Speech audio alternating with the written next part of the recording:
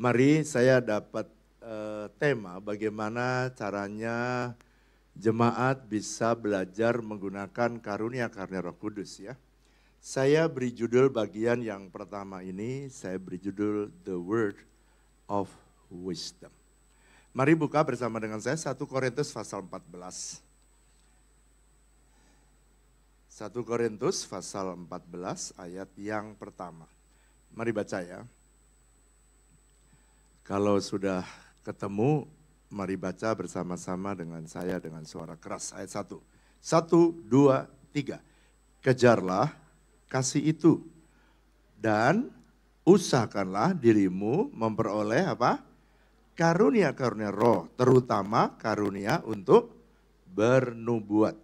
Jadi firman Tuhan berkata gini, kejarlah kasih, usahakan apa saudara? Memperoleh karunia. Jadi karunia-karunia roh itu muncul dalam hidup saudara dan Tuhan pengen supaya saudara berusaha. Kalau berusaha berarti bisa dipelajari. Betul apa betul?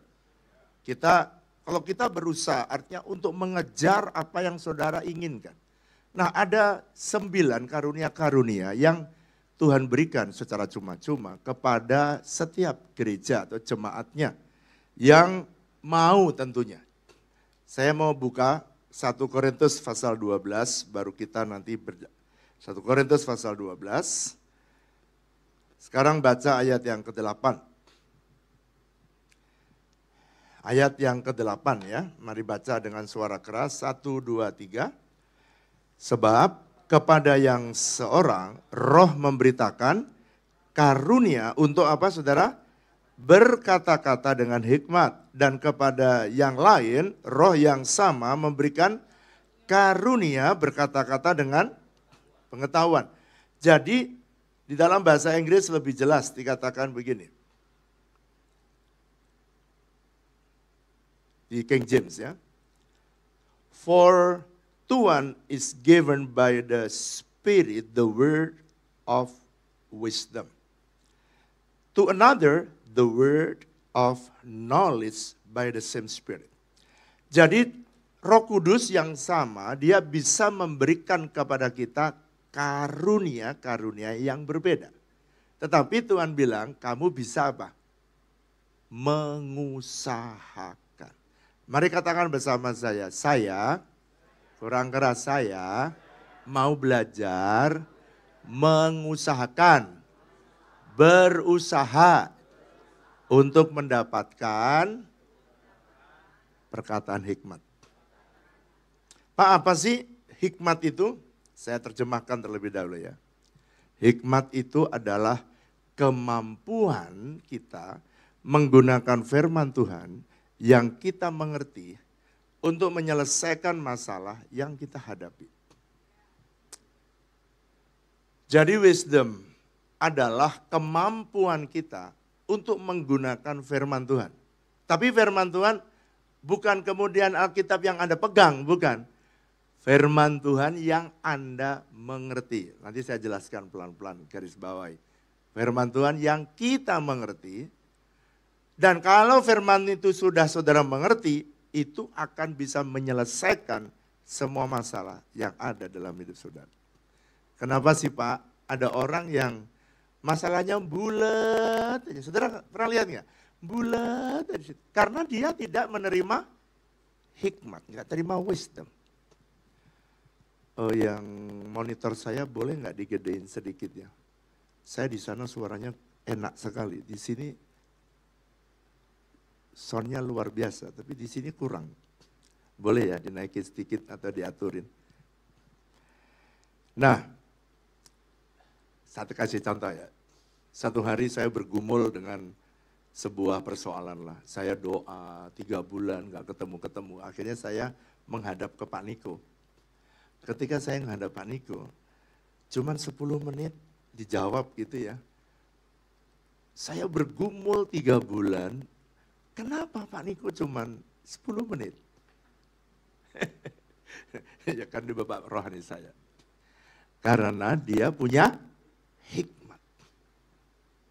Jadi ternyata kalau orang tuh punya, wah thank you, ini bagus banget, thank you. Jadi sebenarnya kalau orang tuh dapat hikmat, itu orang bisa menyelesaikan apa saja. Katakan bersama saya, kurang panjang, apa itu supaya banyak apanya gitu. Yang saudara butuhkan untuk Anda selesaikan. Nah satu hari ada orang DM saya lewat IG ya. Dia bilang ini, Pak Gembala, sebelum saya bercerai, bolehkah saya ketemu Bapak untuk memastikan perceraian saya? Dalam hati saya ngapain DM pendeta, mau cerai aja kok perlu konfirmasi pendeta. Lalu saya tanya, aku punya persoalan apa? Saya sudah 15 tahun Pak punya persoalan ini. Please lah kasih saya kesempatan. Lalu saya sama istri saya undang mereka ini karena daripada cerai kan siapa tahu kita bisa berjuang. Betul nggak? Duduklah dia di sofa lalu kemudian saya suruh cerita. Waktu saya tanya siapa yang mau cerita? Dia bilang istrinya dengan kata, saya aja Pak yang bermasalah. Oh, jadi yang bermasalah mulai dari istri.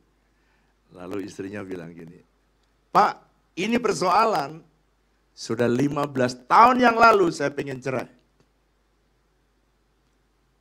Terus saya menikah 18 tahun, jadi bahagia saya cuma 3 tahun. 15 tahun saya mau cerai. Lalu saya tanya, penyebab apa masalahnya? Masa Pak, sambil meneteskan air mata. Sampai sekarang saya tidak tahu berapa gaji suami saya. Ada nggak di sini yang belum tahu siapa berapa gaji suaminya? Coba angkat tangan. Angkat kaki. Terus saya tanya suaminya, samping saya. Bener tak kamu belum kasih tahu berapa gajimu? Enggak Pak. Loh, kenapa? Iya Pak, kalau saya kasih semua gaji saya, dia bisa masuk tapi tuh kayaknya dia pengalaman tuh. Oh, saudara, lalu kemudian dia bilang, waduh Pak, kalau saya sampai dia tahu semua, waduh Pak, itu bakal diminta semua, bisa masuk tapi tidak bisa keluar. Saya ngadep lagi istrinya, mau nggak kalau kamu belajar sama Bu Flora, nata keuangan yang baik. Coba ya, uang masuk, lalu bikin budget dong, RAPBK, RPBN sih, bukan RAPBK, Rancangan Anggaran Belanja Keluarga. Salah satunya, kecuali operasional, kasihlah suami, supaya dia dari pria sejati, dia kasih uang di dompet untuk bensin, ya, untuk traktir temannya, supaya dia kelihatan laki. Kalau laki nggak ada uang di dompet, kurang perkasa. Gitu. Semua laki-laki bilang yes gitu dong. Lalu kemudian suaminya langsung contoh, wah kalau gitu boleh Pak, kalau gitu boleh. Saya kasih semua, asal aku dapat uang bensin dan uang untuk traktir teman saya, uang makan, gitulah Pak bisanya traktir teman. Saya tanya istrinya, kamu mau? Ya maulah. Astagfirullahaladzim. Masalah seperti ini 15 tahun bertengkar dan tidak selesai. Dan di depan saya cuma 15 menit. Dan mereka akhirnya, kalau jadi kamu mau? Mau Pak, nanti saya belajar Ibu. Oke, jadi sudah masalah selesai. Udah Pak, cuma itu aja Pak. Astagfirullahaladzim. Lalu saya mau doakan kan, 15 menit saya mau doakan. Setelah saya mau doakan, mereka tiba-tiba gandeng tangan. Terus kemudian habis gandeng tangan, peluk-pelukan kayak teletabis gitu saudara. Setelah peluk-pelukan, saya balik ke belakang. Supaya mereka bisa menikmati. 15 tahun tidak menikmati. Terus habis saya doakan, neteskan air mata, air hidung molor panjang, dibersihin semua. Saya bilang, jadi cerai. Enggak Pak, ternyata gaji suami saya besar Pak. Susah nyari suami kayak gini Pak. Astagfirullahaladzim. Gimana kalau orang GKS belajar hikmat? Ada seorang hamba Tuhan namanya Matthew Henry. Dia berkata begini, the more reverence we have for the word of God, the more joy we shall find it. Semakin kita tuh ngerti firman Tuhan, itu semakin hidup kita tuh bahagia. Jangan dikit-dikit cerai gitu. Coba sekarang kita mau belajar ya. Mau belajar, kita membuka dalam Matius pasal yang ke-13. Kita lihat Matius pasal 13. Ini masalah bisa menyelesaikan ya persoalan ini, firman Tuhan bisa menyelesaikan segala persoalan. Nah sekarang pertanyaannya Pak, jadi firman Tuhan yang bisa menyelesaikan masalah itu firman Tuhan yang bagaimana? Saya ulangi ya. Firman Tuhan yang bisa menyelesaikan masalah saudara adalah firman Tuhan yang saudara mengerti. Kalau enggak saudara ngerti, dia tidak bisa menyelesaikan masalah. Lihat ya, tadi ya 15 tahun selesai dalam waktu 15 menit. Kenapa? Hikmat.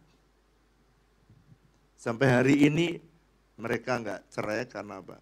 Ya karena mereka tahu solusi yang so simple seperti itu. Nah sekarang kita baca ya, Matius 13, Yesus mencoba menjelaskan dengan dia mengajar perumpamaan tentang benih yang ditabur. Pertama dia tabur benih yang ditabur di tanah yang berbatu. Oke? Yang kedua pinggir jalan, lalu yang kedua tanah berbatu. Ketiga tanah yang penuh dengan semak dan duri, dan yang keempat di tanah yang subur atau yang baik. Sekarang kita baca ya, ayat yang ke-19. Yesus menjelaskan apa sih masing-masing ini tanah. Mari baca ayat 19, kita baca dengan suara keras. 1, 2, 3. Kepada setiap orang, boleh baca bareng-bareng, ya bawa HP-nya, sekarang kan nggak ada kitab suci tapi ada HP suci kan sekarang. Ya, sekarang kita baca rame-rame ya 19. Kenapa sih Pak Bapak suruh baca?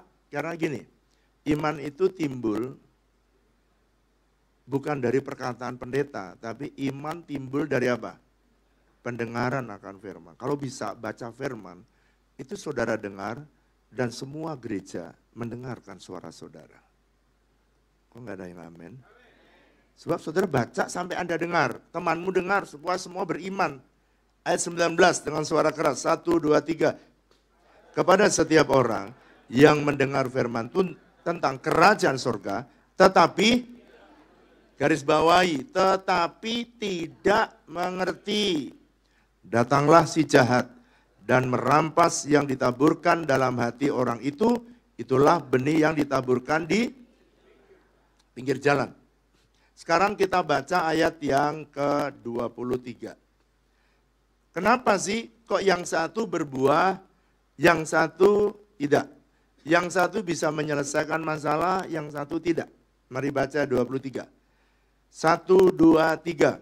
Yang ditaburkan di tanah yang baik, ialah orang yang mendengar firman sama-sama. Dan, yang tadi apa? Tidak mengerti. Yang kedua, mengerti. Dan karena itu ia apa? Berbuah. Ada yang 100 kali lipat, ada yang 60 kali lipat, ada yang... Jadi Yesus menjelaskan orang yang menabur benih di jalan, itu adalah orang yang mendengar firman Tuhan, namun saya garis bawahi, tidak mengerti. Makanya, ini ya saya khotbah seperti ini. Ini adalah firman yang saya mengerti. Tapi untuk menjadi your understanding, untuk jadi pengertian saudara, saudara perlu mencerna, mengunyah. Kalau saudara disuap, Itu jangan langsung ditelan, kunyah. Supaya lembut, saudara dapat nutrisi dari setiap kebenaran yang saudara renungkan. Mengunyah itu seperti orang yang merenungkan. Waktu saudara merenungkan, saudara jadi mengerti. Waktu saudara mengerti, firman itulah yang bisa menolong saudara ketika saudara punya masalah.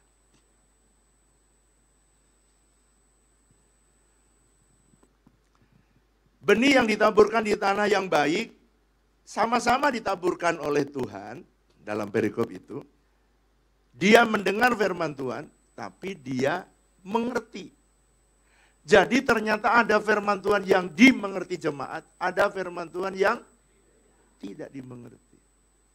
Itu sebabnya, saudara jemaat itu kalau mendengar firman Tuhan itu perlu antusias. Amin, haleluya, gitu. Waktu saudara bilang amin, itu firman enggak masuk di sini. Firman masuknya di sini. Tapi kalau saudara cuman, bukannya sama aja Pak mengamenkan. Oh iya, cuman kadang-kadang ada yang mengamenkan dengan ketukan tak teratur.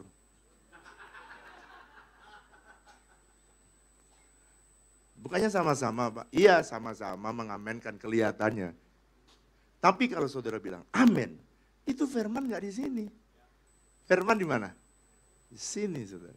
Dan apalagi kalau saudara amennya keras, widih, itu yang tetanggamu yang tinggal 5 watt, bangun seketika. Saudara menyelamatkan tetanggamu.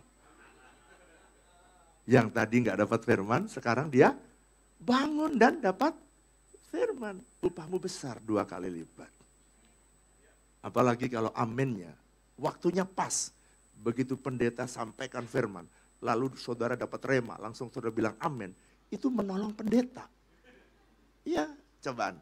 Pendeta-pendeta itu kalau waktu saudara lempar satu kebenaran, terus saudara bilang salah satu aja, amin. Itu pendetanya terbangun. Oh, ngerti. Dari sekian banyak, ada satu yang ngerti.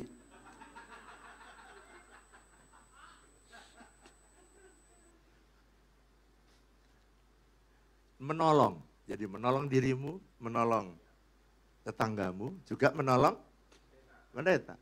Dan saudara itu kalau agresif, itu pendeta itu enggak nyiapin, jadi dia itu enggak akan ngomong hanya apa yang dia siapkan. Karena Anda itu lapar. Ada firman datang kepada saudara, lalu kemudian saudara ngerti, amin. Itu pendeta, itu bisa baca di jidatmu itu. Lapar gitu saudara. Lalu kemudian dia udah nyiapin makan pakai sendok. Tapi karena saudara lapar, maka Tuhan pakai sekop. Makanya ada orang yang pulang dari gereja, imannya menyala, imannya kuat. Ada orang yang pulang dari gereja, tetap persoalannya tetap digendong, masalahnya nyuntrut gitu. Kenapa?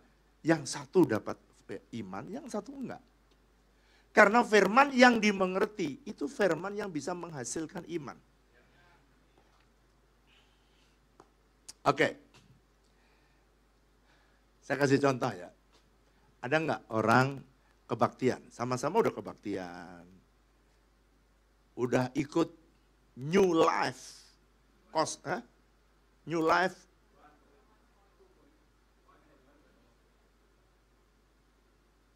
Zero one apa zero two sih?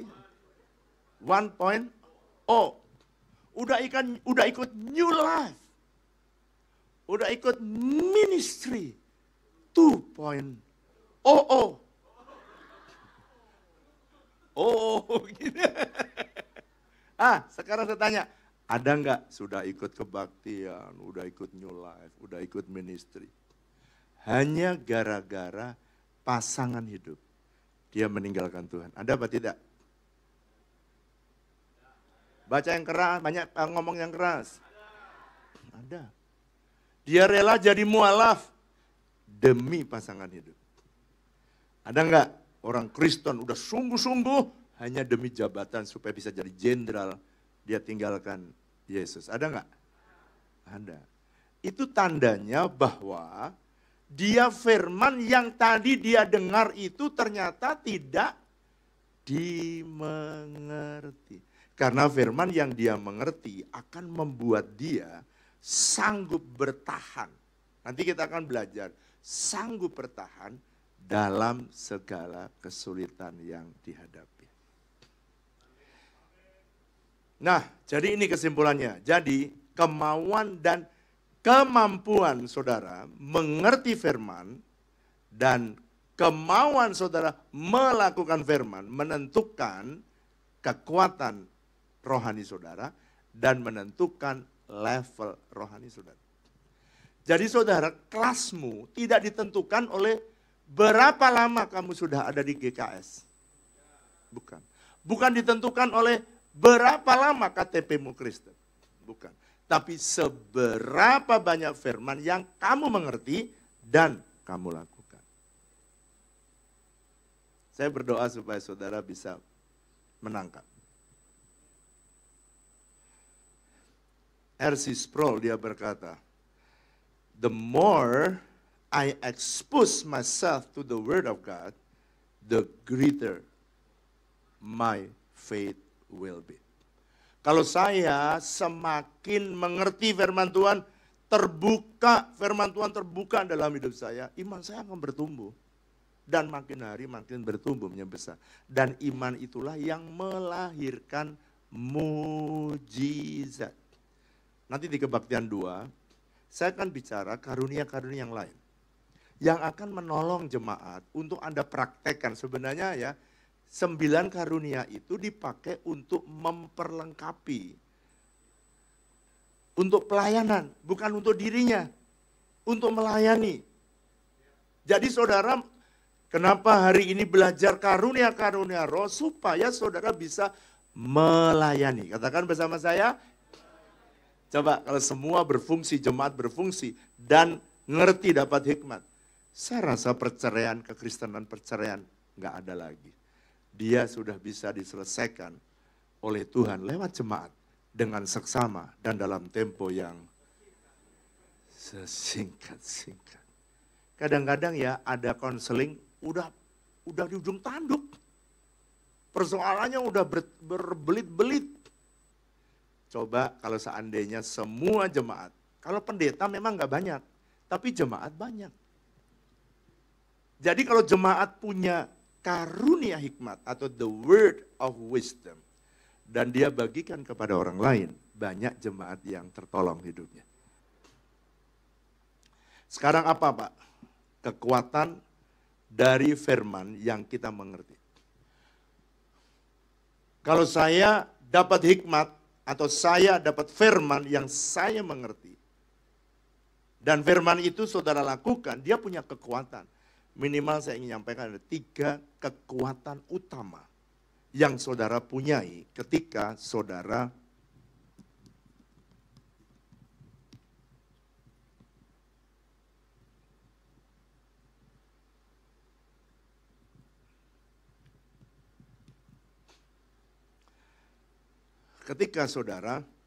mengerti firman. Mari buka bersama dengan saya Matius pasal 13 ayat yang tadi. Ayat yang ke-20 sekarang. 20 ya. Dan 21. Mari baca dengan suara keras. 1, 2, 3. Benih yang ditaburkan di tanah yang berbatu-batu ialah orang yang mendengar firman itu dan segera menerimanya dengan gembira. 21. Tetapi ia tidak berakar dan tahan sebentar saja. Apabila datang penindasan dan apa? Penganiayaan karena orang itu segera. Jadi yang pertama, firman kalau Anda mengerti tidak bisa membuat Anda murtad. Tapi firman itu punya kekuatan untuk menghadapi penindasan dan penganiayaan.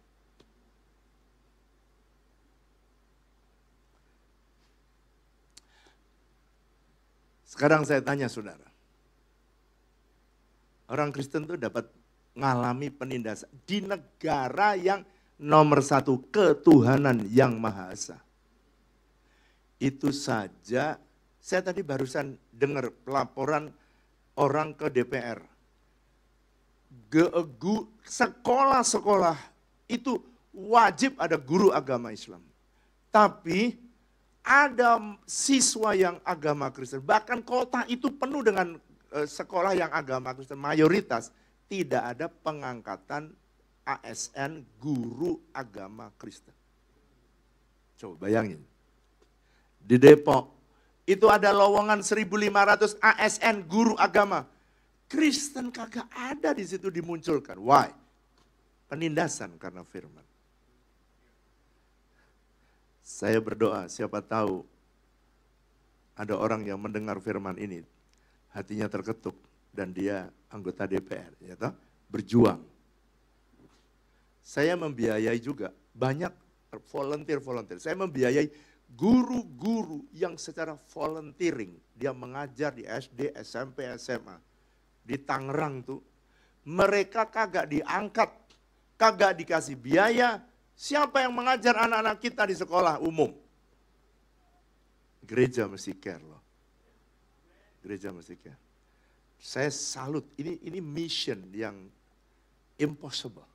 Dia cuma menghadap kepada kepala sekolah dan dia bilang gini, saya cuma minta ibu kasih kesempatan kita untuk mengajar anak-anak kita. Dan saya bisa memberikan ujian dan memberikan nilai supaya anak-anak itu tidak diikutkan kepada, dan mereka dengan sengaja anak-anak kita bisa mendengar dari seberang.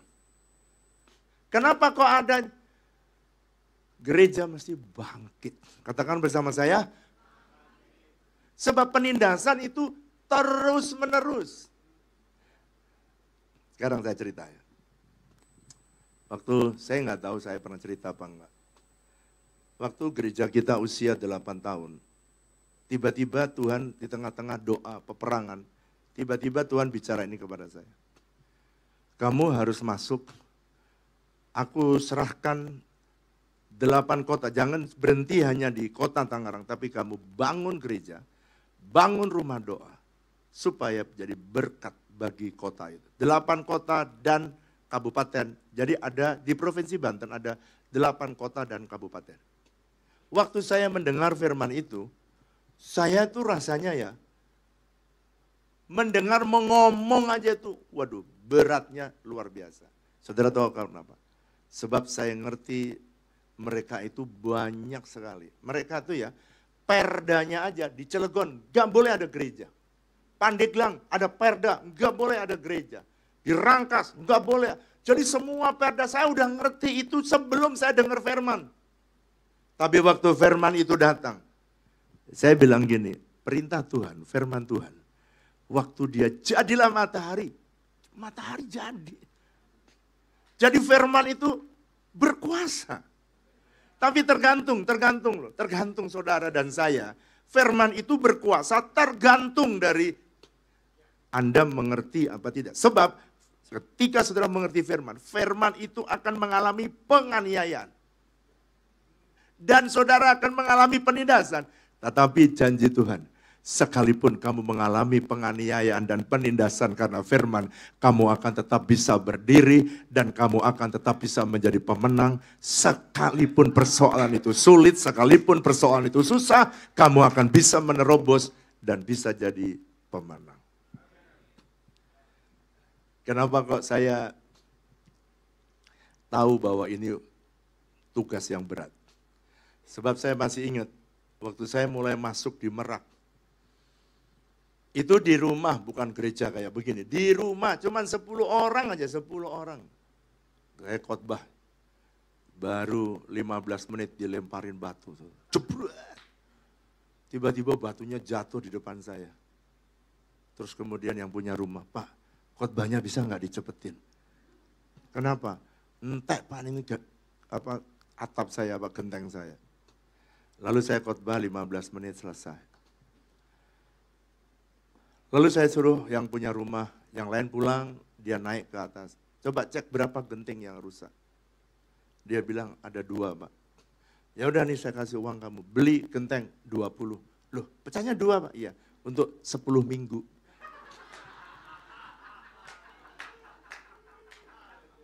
Itu hikmat. Bilang sama saya, jadi yang punya rumah, Kalau dilemparin, dia tenang, masih ada reserve 10 minggu. Dia aman. Lalu kemudian berikutnya saya khotbah lagi. Saya menunggu lagi ada lemparan batu. Ternyata bukan lemparan batu, lemparan feses. Saudara tahu feses? Tinja. Yang bau paling belakang dekat pintu. Wah, bau semerbak. Kemudian pada, ini siapa yang kentut, siapa yang kentut, siapa yang kentut. Tapi baunya makin, wah ternyata dilemparin feses di depan rumahnya. Lalu yang punya rumah, Pak bisa nggak khotbahnya agak cepetan? Kenapa? Bau Pak. 5 menit setelah dia ngomong, gantian saya yang berbau. Wah ini pasti ada sesuatu. Saya berhenti khotbah. Saya lihat ternyata lompok ember-emberan itu loh saudara feses. Dilempar di rumah itu. Penganiayaan is real. Di Indonesia ketuhanan yang Maha Esa. Kita boleh beribadah, kita nggak numpang kok. Kita ini warga negara, bukan pengungsi kita. Yang saya pikir, kalau jam 7 dia bisa melempari kita dengan feses berember-ember. Saya berpikir jam berapa dia ngumpulin dari rumah ke rumah untuk mendapatkan itu berapa lama. Saudara nggak mikir kan? Dia udah mikir mungkin jam 5 pagi udah gerilya dia. Saudara tahu, kita buka gereja di sini, ditutup. Lapor, Pak, gembala, gimana ditutup? Ya udah tutup. Kalau disuruh tutup, tutup. Minggu depan gimana? Buka lagi. Datang lagi. Pak, kita udah pindah Pak di restoran. Ditutup juga.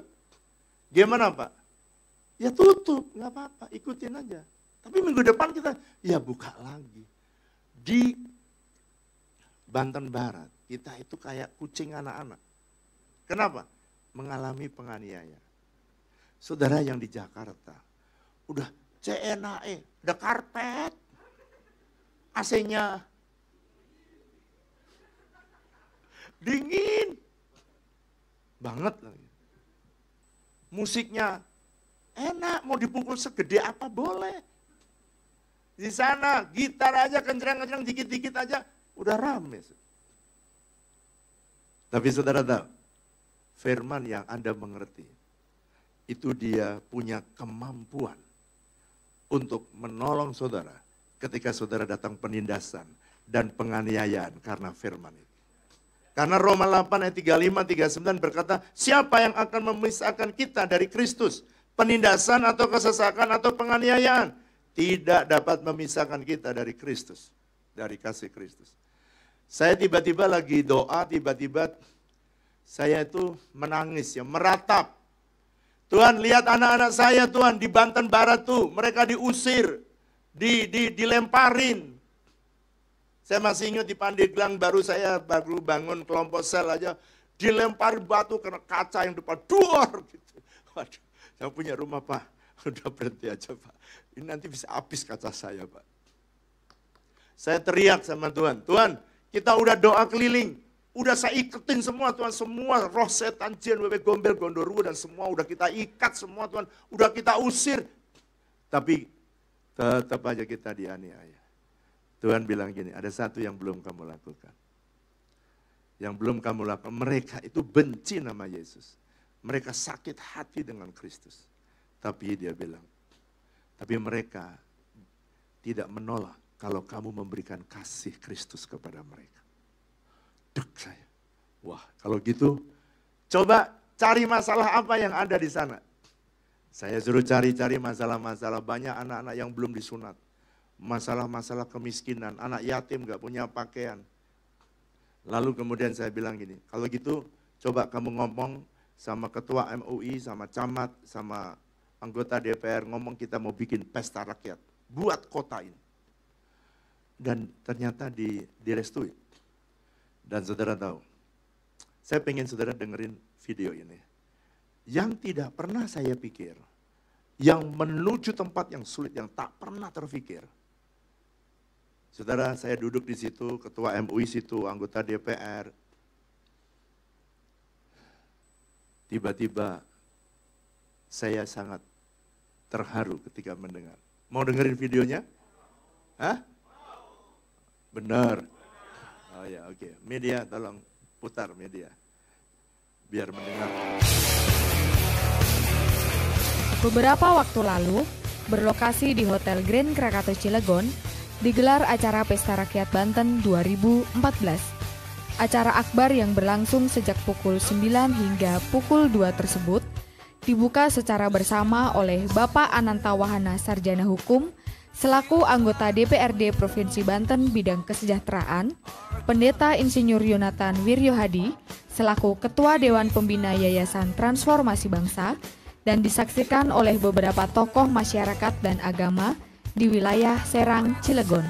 Terima kasih yang setulus-tulusnya kepada seluruh panitia, terutama Pak Joni, Pak Wiryo, Pak Ananta yang sudah merespon, peduli terhadap warga kami, masyarakat kami.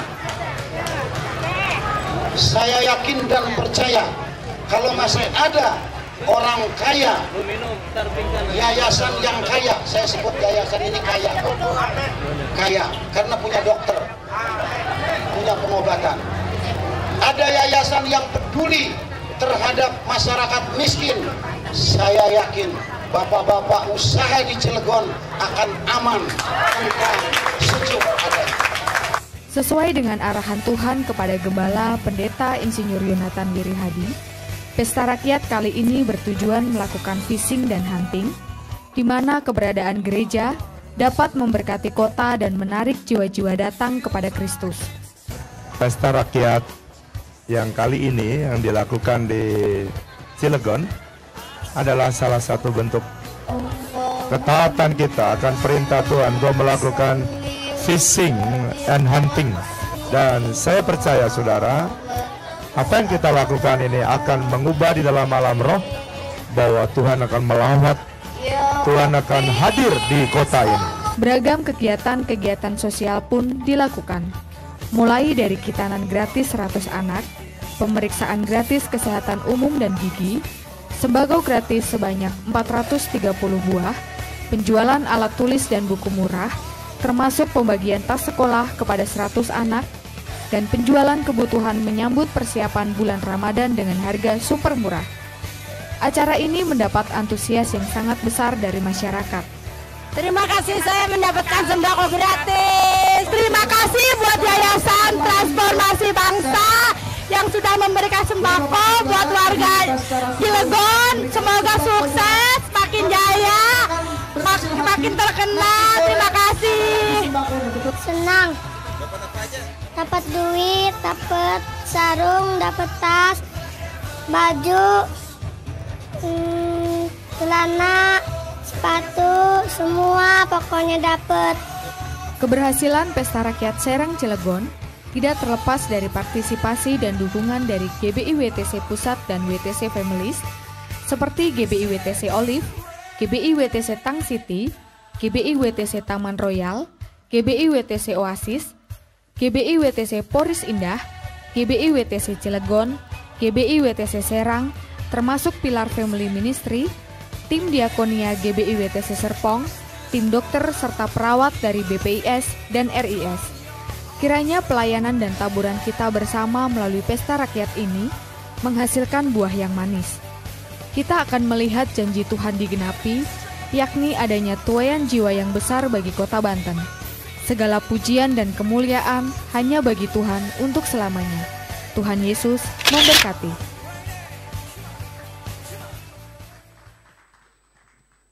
Saudara, waktu mereka bilang anak yatim nggak bisa sunat, kita sunatin. Saya bilang sama dokter-dokter, siapa saja yang datang, potong dia.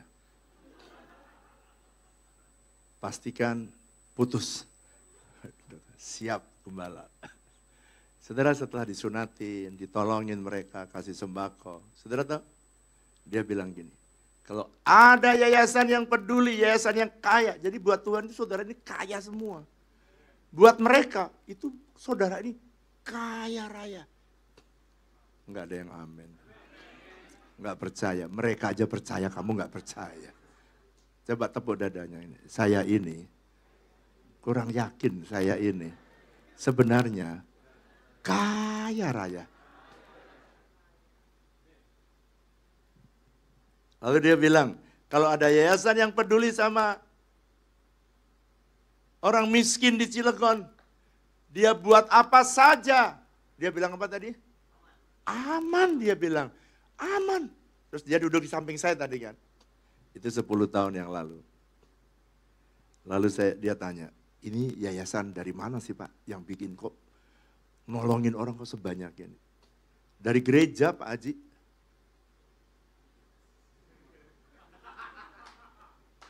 Terus, oh gitu ya? Kalau Pak Haji izinkan gereja di Cilegon, Pak Haji bikin kayak gini lagi, besok saya bikin lagi Pak. Tahun depan bisa bikin lagi. Oh gitu ya? Kalau gitu gereja yang kayak gini yang harus hadir di Cilegon. Kemarin kita ikat, kita usir, kita tangking, ikat-ikat. Semua roh udah kita ikat, enggak tahu ikat apa aja tuh.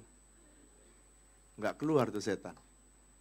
Dengan sembako, setannya pergi saudara. Jadi kadang-kadang so simple, betul enggak? Dan saudara sekarang tiap tahun, gembalanya yang di sana. Dulu 10 orang aja saya dilemparin batu. Sekarang sudah lebih dari 250 orang. Dan tetap aman, terkendali, boleh beribadah dengan baik. Jadi memang firman itu akan menghadapi aniaya. Saudara memang di pelayanan aja, enggak, di bisnis juga sama. Saudara juga mengalami penganiayaan, teman-temannya pada tipu-tipu. Saudara mesti harus hidup jujur. Enggak gampang, enggak mudah. Tapi yakinlah, Tuhan berkata, firman yang kamu mengerti sanggup menolong kita ketika ada penindasan, kesesakan, dan penganiayaan datang dalam hidup kita. Oke, dan akhirnya saudara, singkat cerita ya, akhirnya semua kota sekarang, 8 kota dan kabupaten, satu demi satu kita buka gereja, dan sekarang semuanya sudah selesai, tugas Tuhan kita selesaikan, dan semua sudah berdiri gereja WTC di setiap kota yang ada di Banten Barat. Yang paling terakhir Pandeglang, jadi kita udah buka di Maja, kita udah buka di Rangkas, Serang, Cilegon, Pandeglang, semua sudah kita sapu bersih. Walaupun tidak mudah harganya, tapi percayalah, kalau kau punya firman yang kau mengerti, firman itu akan bekerja untuk dirimu sendiri. Yang kedua, firman yang saudara mengerti punya kekuatan untuk menghadapi kekhawatiran dan tipu daya kekayaan. Ayatnya di mana Pak? Ayat 22, mari baca 22 dengan suara keras. 1, 2, 3, yang ditaburkan di tengah semak duri ialah orang yang mendengar firman itu, lalu apa? Kekhawatiran dunia dan tipu daya kekayaan menghimpit firman itu sehingga dia tidak. Jadi yang kedua, firman yang saudara mengerti punya kekuatan untuk menghadapi kekhawatiran dan tipu daya kekayaan. John Flavel dia berkata gini, one word of God can do more than 10,000 a word of man to relieve a distressed soul. Jadi kalau satu firman yang Anda mengerti itu jauh lebih powerful daripada puluhan ribu perkataan manusia yang pengen menolong menghibur saudara. Satu aja firman. Itu sebabnya kalau saya dapat firman Tuhan, saya jagain. Sebab firman itu yang sama, dia bisa berkata jadilah terang, terang bisa jadi. Jadilah binatang darat, semua binatang. Coba bayangkan satu hari cuma jadilah benda penerang. Waduh, matahari jadi, bulan jadi, semua antariksa jadi. Saudara pernah pikir nggak, masalahmu dengan matahari gede mana? Gede mana matahari sama masalahmu? Jawab dong, jangan diem aja dong. Gede mana? Matahari. Masalahmu sama matahari itu kecil. Matahari aja, bukannya matahari, bulan, bintang semua. Dengan hanya satu firman. Jadilah benda-benda, jadi semua. Amin apa amin?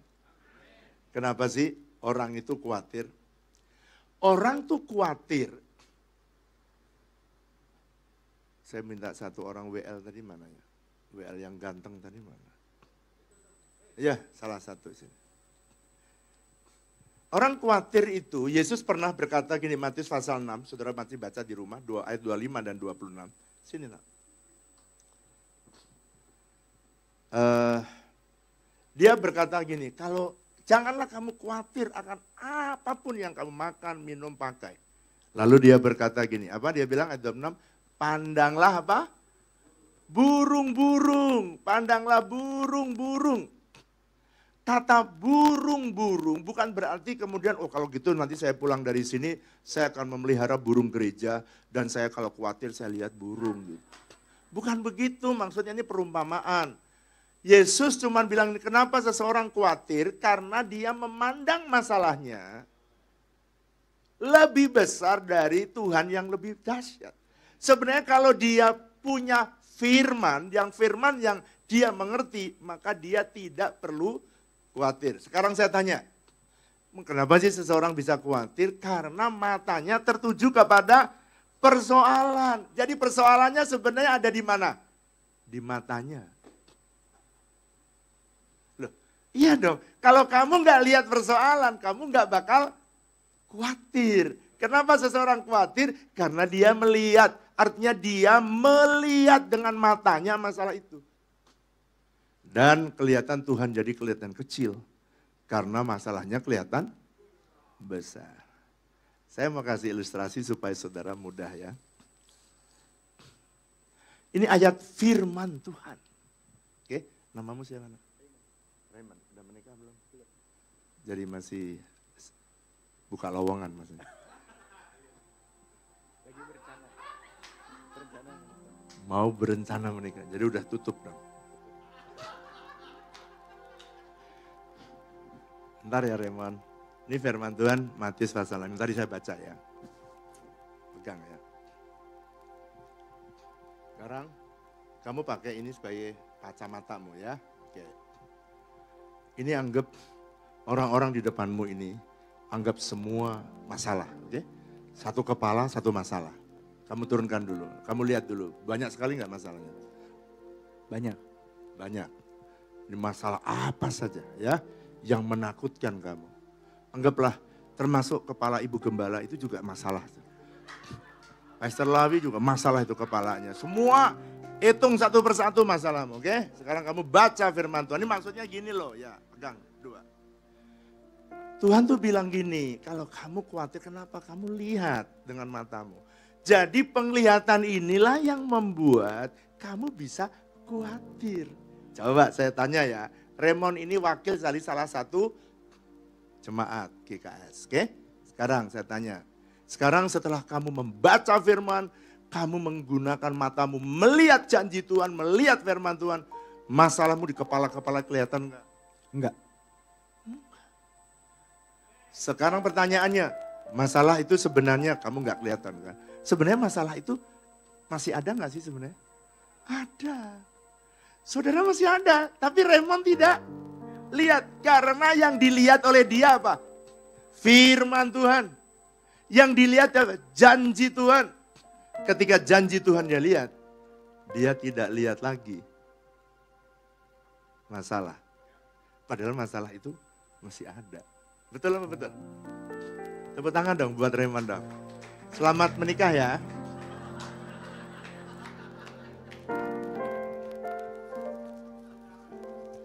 Jangan lupa undangannya ya Raymond.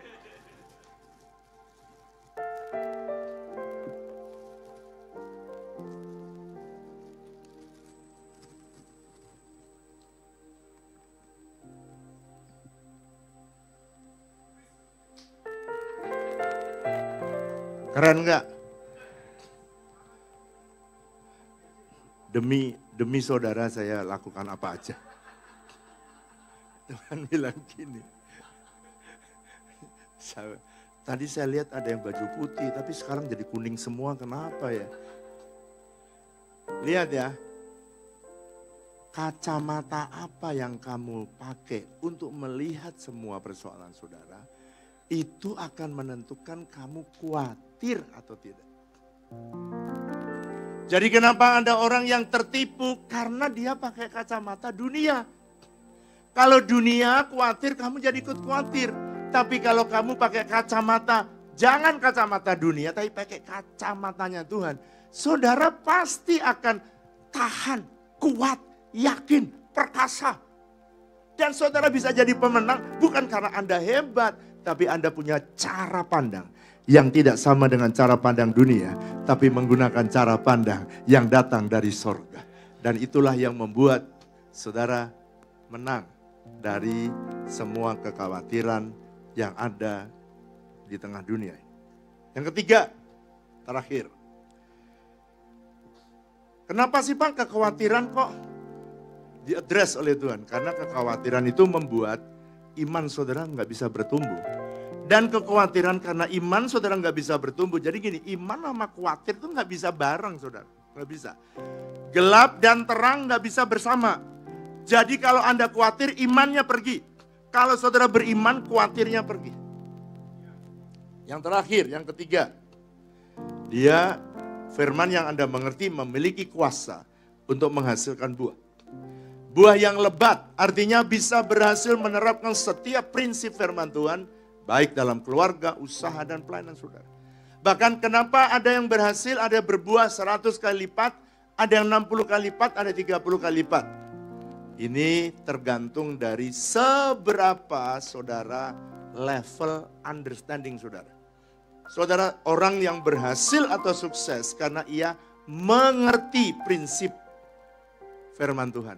Dan dia berhasil dalam menerapkan prinsip firman Tuhan. Ada seorang hamba Tuhan namanya D.L. Moody. Dia bilang gini, when we find a man meditating on the word of God, dia bilang gini, that man is full of boldness and is successful. Jadi orang berhasilnya dia, kalau kamu lihat orang berani, bukan karena dia hebat, karena dia mempercayakan cara pandangnya, cara pandang Tuhan dalam melihat persoalan. Pak, mereka kenapa ada yang berbuah 100, ada yang 60, ada yang 30? Ini tergantung dari level pengertian saudara akan firman itu. Semakin saudara mengerti firman, semakin beriman saudara. Semakin saudara beriman, semakin besar buah yang saudara hasilkan. Saya akan putarkan satu video, cerita baru saja. Kita ini kan menolong orang-orang susah, orang-orang miskin. Saya sering cerita pada saudara. Melalui apa saja kita punya UMKM atau usaha untuk apa namanya sabun, pembersih, dan kawan-kawan. Untuk menolong orang-orang miskin. Kita bangun HOB, House of Bread, menolong orang miskin. Satu hari saya lagi duduk. Saya lihat ada banyak anak-anak pada datang di HOB karena mereka pengen sekolah-sekolah di Jakarta pada pergi bikin eduwisata. Karena mereka pengen bangun sekolah mereka ada pertanian yang anak-anak bisa bukan cuma teori tapi dia belajar. Saudara tahu? Setiap kali sekolah datang, tuh orang-orang dikasih minum karena memang di kebun itu panas. Dia minum air. Saya lihat mereka beli 100 dus. Saya duduk di situ. Tiba-tiba saya menerima impresi dari Tuhan. Kenapa kamu nggak bangun pabrik air minum untuk menolong orang lain supaya kamu nggak usah beli. Lalu kemudian saya ngambil air dari sumur yang kita punya, lalu saya tesin saudara ke pabrik air. Lalu pabrik air bilang gini, Pak, menurut lab kami, dia bilang, ini air belum diapa-apain aja Pak, dia bilang. Ini sudah memenuhi standar SNI, Standar Nasional Indonesia. Waktu saya dengar gitu, wow. Kalau gitu bisa nggak? Saya minta tolong bikinin pabrik air. Siap. Lalu dia datanglah. Kita punya pabrik, saya pikir dia bisa bangun pabrik di situ. Ternyata dia bilang nggak bisa Pak, terlalu kecil pabriknya. Kalau Bapak mau serius, bangun pabrik air beneran. Nanti saya tolongin. Karena saya lihat Bapak nolongin orang-orang miskin di sekitar gereja. Singkat cerita, pada bulan Desember saya dapat hikmat itu. Bulan Desember juga saya perintahkan, saya cerita pada anak-anak saya, para pemimpin di bawah saya. Dia bertanya yang gini, Bapak mau bangun pabrik, duit dari mana? Perhatikan ya, duit dari mana? Bapak nggak punya waktu loh bangun pabrik. Iya, nggak punya waktu. Duit dari mana? Nanti Tuhan sediakan. Siapa yang bangun? Nanti Tuhan pasti tolong. Ya udah, kalau bisa dijawab semua ya udah. Saudara, tiba-tiba ada orang yang menolong, singkat cerita, pabriknya sudah jadi. Kita lihat ya video ini ya. Ini hanya gara-gara punya hikmat. Kita lihat video, saya harap media bisa menolong. Lalu kita sembahyang. Setelah 8 tahun dengan setia menolong orang miskin, memberi makan kota, membantu para misionaris, menolong misi ke daerah baik Papua, Kalimantan, Sumatera, dan daerah-daerah lainnya, maka pada tahun 2023 Tuhan membukakan bahwa di tanah Eden Paktu ini ada sumber air bersih yang melimpah, di mana setelah diuji secara lab oleh Sukovindo, didapati air dari tanah HOB sangat segar, sehat, dan memenuhi SNI untuk diproduksi sebagai air minum dalam kemasan. Dan ya, ini tugasnya kami memang untuk melakukan verifikasi proses untuk memastikan produksi air minum dalam kemasan berjalan dengan baik sesuai dengan persyaratan. Memenuhi persyaratan tentunya kalau di dalam sarana prasarana memenuhi persyaratan GMP ya, Good Manufacturing Practices. Ketika kami melihat verifikasi di lapangan, ini sudah menurut saya pabrik ini sudah sangat memenuhi persyaratan GMP ya. Ini yang saya lihat. Pertama, apa yang menjadi awal dari ini adalah lantai sudah terepoksi dengan baik. Nah, kemudian sarannya mesin dikendalikan secara otomatis ya, tidak banyak menyentuh tangan itu. Jadi kemudian sumber daya manusia juga sudah ditata dengan baik. Kemudian sarana-sarana untuk penyimpanan gudang, baik itu palet, sudah terukur dengan baik. Tapi secara general ini proses produksi air minum dalam kemasan tentunya untuk botol dan kemasan produk cup itu sangat baik. Oleh karena itu, dengan kerinduan agar jemaat dan masyarakat dapat hidup sehat setiap harinya, maka sejak akhir Desember 2023, HOB mulai membangun pabrik air minum dalam kemasan atau AMDK. Pabrik air minum dalam kemasan HOB dibangun dengan memperhatikan kebersihan dan sanitasi pabriknya. Salah satunya adalah dengan menggunakan epoksi di setiap lantai pabriknya. Setiap karyawan yang bekerja pun wajib menggunakan hairnet, sarung tangan, dan sepatu khusus produksi. Sehingga setiap produk air minum yang dihasilkan HOB sangat higienis, segar, dan sehat. Meskipun air minum dalam kemasan HOB sudah segar dan sehat dari sumbernya, tetapi tetap melewati filter yang diwajibkan oleh Departemen Kesehatan dan Dirjen BPOM. Air minum dalam kemasan HOB dikerjakan dengan ruang filling yang sangat tinggi tingkat sanitasinya. Melalui 8 proses filter seperti silika, manganis, karbon, microfilter 1-3, ozon, dan sinar UV. Sehingga air minum dalam kemasan HOB terjamin segar, sehat, dan higienis untuk diminum. Selain itu, mesin produksi air minum dalam kemasan HOB pun sudah menggunakan mesin secara otomatis. Sehingga air minum dalam kemasan HOB terhindar dari berbagai kontaminasi bakteri, kuman, maupun berbagai penyakit lainnya. Saat ini, pabrik air minum dalam kemasan HOB telah selesai dibangun dan siap memproduksi air minum yang segar dan sehat. Tunggu apa lagi? Ayo hidup sehat setiap harinya dengan mengkonsumsi air minum yang sehat dari HOB. Air mineral HOB, segar dan sehat dari sumbernya. Ayo kita hidup sehat setiap harinya.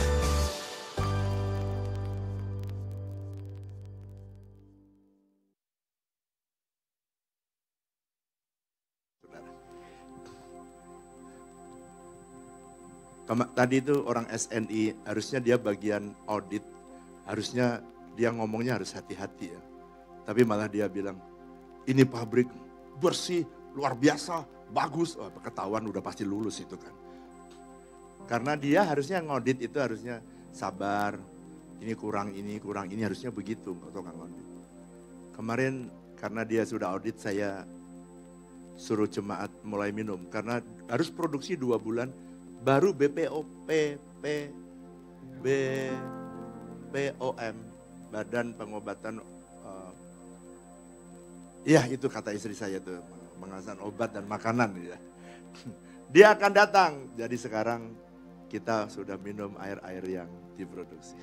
Kalau tagline tetangga kita kan bilang ini, waktu minum ada manis-manisnya gitu. Kalau air HOB tagline-nya sehat dan segar dari sumbernya. Tagline-nya.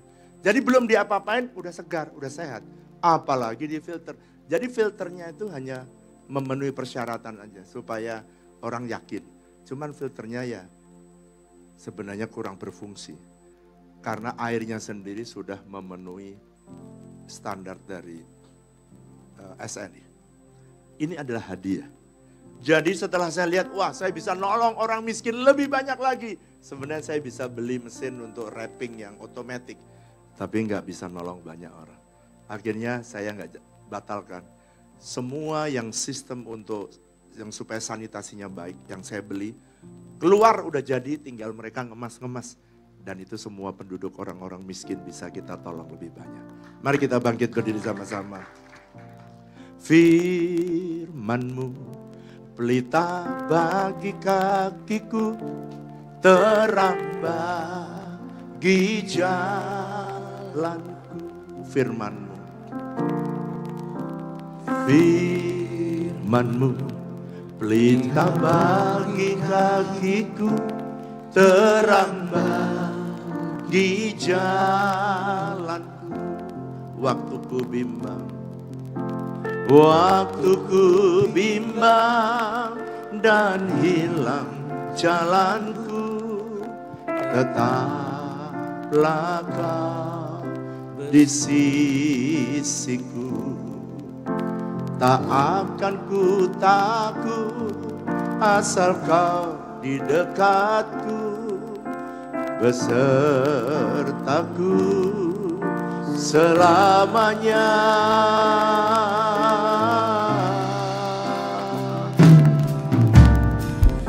Firman-Mu ya Tuhan, pelita bagi kakiku, biar firman-Mu kuat. terang bagi jalan. Nyanyikan sekali lagi, katakan firman-Mu, berikan kami understanding, pengertian setiap firman. Terang bagi jalanku, terang bagi jalanku, terang bagi jalanku, terang bagi jalanku.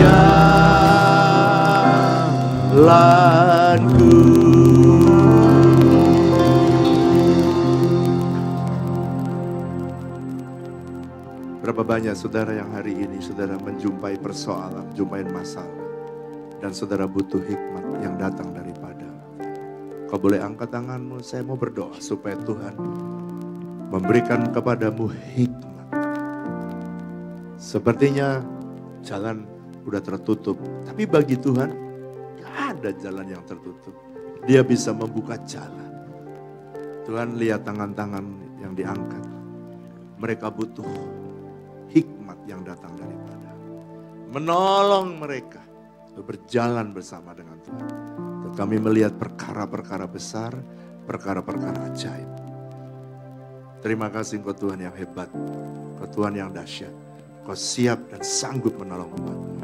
Di dalam nama Yesus. Setiap kita yang siap diberkati lebih lagi dan melakukan prinsip firman Tuhan, sama-sama katakan amin. Tepuk tangan yang meriah buat Allah kita. Puji Tuhan. Haleluya.